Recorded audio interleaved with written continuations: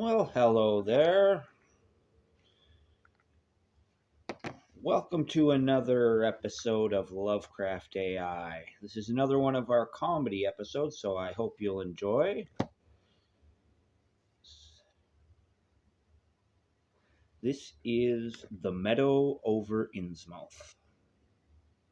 The Meadow over Innsmouth. It was on a grim and overcast morning in Arkham when my insatiable curiosity about rural legends brought me to the accursed town of Innsmouth, or, as the locals apparently called it, Meadow's Mouth.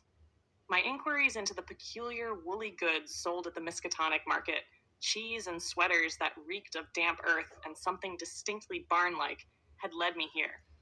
The train conductor, a wiry man with eyes like a startled goat, warned me against visiting. "Ain't no place for outsiders," he said, chewing what I suspected was cud. "Folk there got peculiar ways, peculiar kin." But I was undeterred. After all, the stories of inhuman ancestry and bizarre customs struck me as the kind of rich folklore ripe for academic study, or failing that, a peculiar anecdote to impress fellow scholars over brandy. Arrival in Meadowsmith. The town was a collection of sagging farmhouses surrounded by overgrown meadows. Everywhere I looked, sheep and goats grazed lazily, their glassy eyes watching me with unsettling intelligence. The air smelled of wet wool and freshly turned soil. The locals were no less peculiar. Their faces were elongated, their noses flat and flaring. Some sported tufted hair that looked suspiciously like wool, and others had unnervingly rectangular pupils. They shuffled about on legs that bent at odd angles, and their speech was punctuated by odd bahs and bleats. I attempted to question a shopkeeper, a bearded man with an alarming set of horns sprouting from his scalp, but he simply handed me a wedge of cheese and muttered, "Best get out 'fore the moon's up, stranger." The Esoteric Order of the Wool.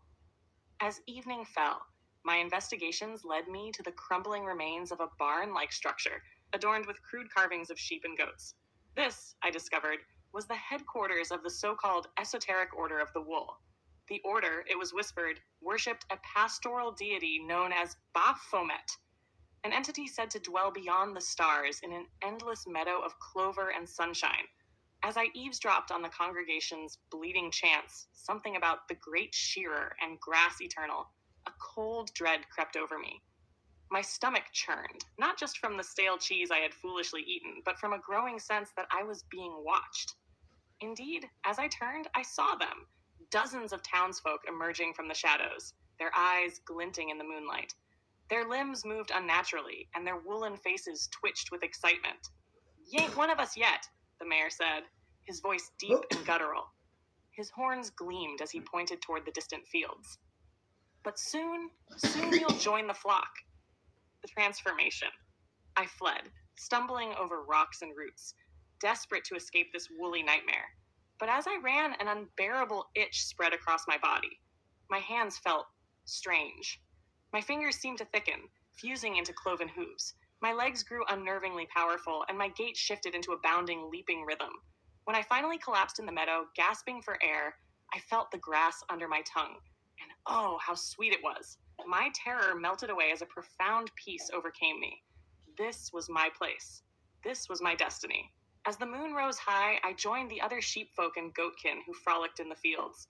The mare, now fully revealed as a majestic half-ram creature, nodded approvingly. "Welcome, cousin," he said. "The wool of eternity awaits. Eternity in the pastures. Now I dwell in Meadowsmith, my human past a faint memory, my days filled with endless grazing and the soft rustle of the wind through clover. The Baphomet blesses us with immortality, and though the occasional farmer attempts to shear us, they always return to their homes, muttering about the creepiest darn sheep I ever seen. Some might see this fate as a curse, but as I munch on the sweet green grass and bask under the eternal sun, I know the truth. I have become one with my ancestors, and the meadow is all. Ba for now, dear reader, ba forever." Bah for now. That's funny.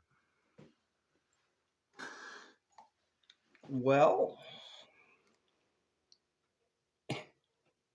that certainly was a parody of The Shadow over Innsmouth, maybe with a little bit less fish theming. Um, Yeah, it was goofy, and but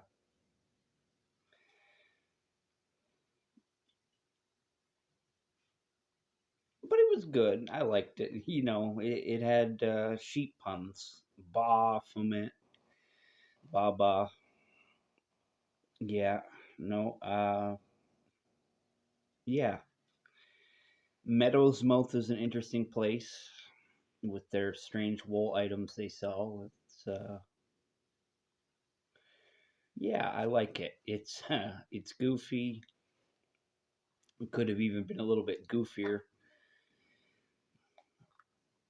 There wasn't much where in Innsmouth they kind of seem like they're hiding something. They don't seem like they're hiding all that much here in Meadow's Mouth. It seems like everything's just kind of out in the open. And they give away cheese. So it's like, hey, rock and roll. This is a friendly place. And then you have to ask, oh, did that cheese have something to do with the transformation, or was that just part of the narrator's ancestry? Well, he didn't call them his ancestors, so maybe that's an indicator. I don't know. That was the case in Innsmouth. So I hope you enjoyed the story. I certainly did.